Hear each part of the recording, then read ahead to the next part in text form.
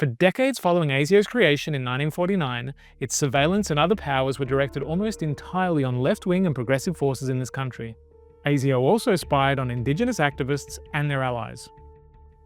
In the late 1960s to 70s, ASIO spent much of its time spying on Australians it labelled as dangerous subversives, whose only sin was to be involved in peaceful protests against the Vietnam War.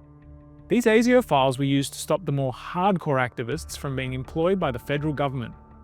ASIO also monitored Australians who campaigned against the apartheid regime in South Africa. In fact, ASIO cooperated closely with the apartheid South African Bureau of State Security, which effectively led its Australian counterpart. In the late 1980s, ASIO spied on Australians protesting against the Pine Gap Joint Defence Facility in the Northern Territory. The Pine Gap facility is jointly run by the Australian Signals Directorate, or ASD, which works closely with ASIO, as well as US intelligence agencies, including the CIA and the NSA. Historically, the facility has been used to identify targets for the US military in foreign countries. But more recently, it's been revealed that it's also provided the Israeli army with communications and electronic intelligence during the genocide in Gaza. ASIO and the ASD have a close working relationship, and they're both integral parts of what is called the Australian Intelligence Community, or AIC.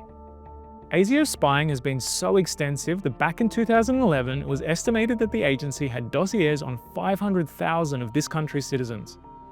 An estimated 500,000 Australians have intelligence files, which essentially means all the intimate details of their lives are recorded by ASIO surveillance teams.